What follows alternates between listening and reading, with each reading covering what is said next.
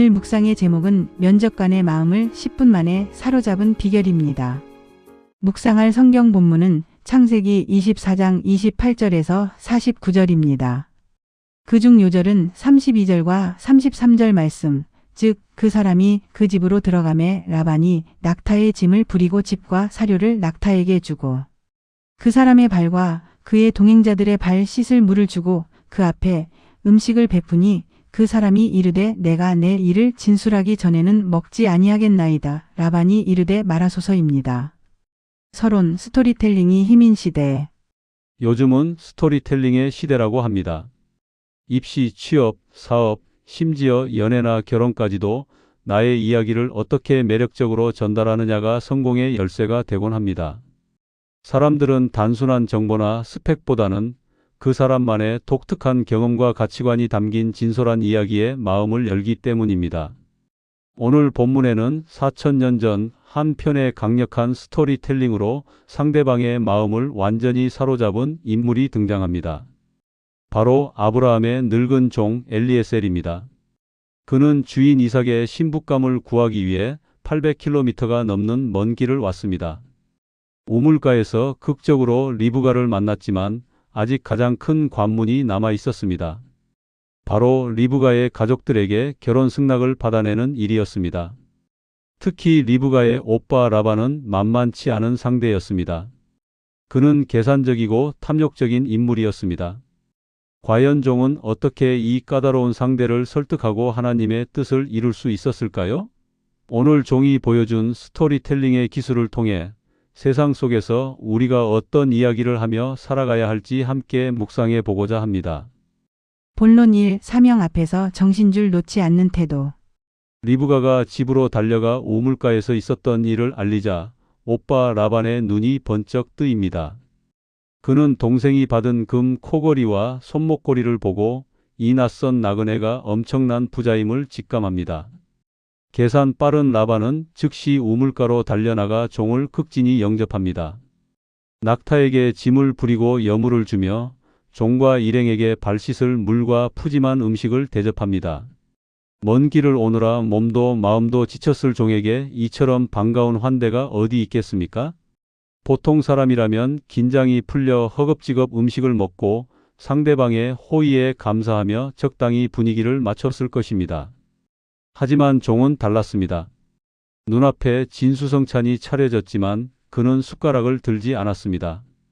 그리고 단호하게 말합니다. 내가 내 일을 진술하기 전에는 먹지 아니하겠나이다. 종은 자신이 이곳에 온 목적, 즉 사명을 잊지 않았습니다. 아무리 몸이 편하고 배가 불러도 사명을 완수하기 전까지는 결코 안주할 수 없다는 결연한 태도였습니다. 이런 태도가 상대방을 압도합니다. 라반은 종의 범상치 않은 기세에 눌려 말하소서라고 대답할 수밖에 없었습니다. 우리가 세상 속에서 사명에 집중하고 원칙을 지킬 때 세상은 우리의 태도에서 풍겨나오는 영적 권위를 느끼게 됩니다. 본론 2. 하나님이 주어가 되는 스토리. 드디어 말할 기회를 얻은 종은 자신의 이야기를 풀어놓기 시작합니다. 그런데 그의 스토리텔링에는 놀라운 특징이 있습니다. 첫째, 그는 자신을 철저히 아브라함의 종으로 소개하며 주인을 높입니다. 둘째, 이야기의 주어가 철저히 하나님이십니다. 그는 아브라함이 얼마나 부자인지 자랑하거나 자신이 얼마나 고생하며 이곳까지 왔는지 생색내지 않았습니다. 대신 그는 짧은 이야기 속에서 하나님의 이름을 5번이나 언급하며 이 모든 과정이 하나님의 인도하심과 역사하심임을 증거했습니다. 나의 주인 아브라함의 하나님 여호와께서 나를 인도하사 하나님이 내게 순조롭게 만나게 하사.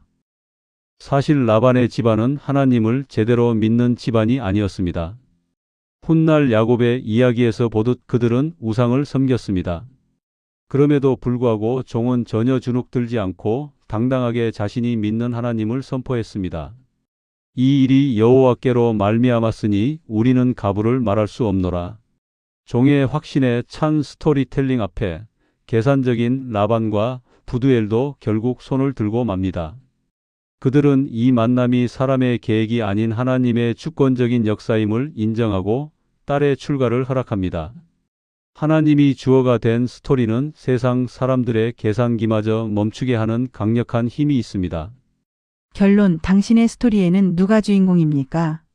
오늘날 많은 사람이 세상에서 성공하기 위해 스펙을 쌓고 자기소개서를 다듬습니다.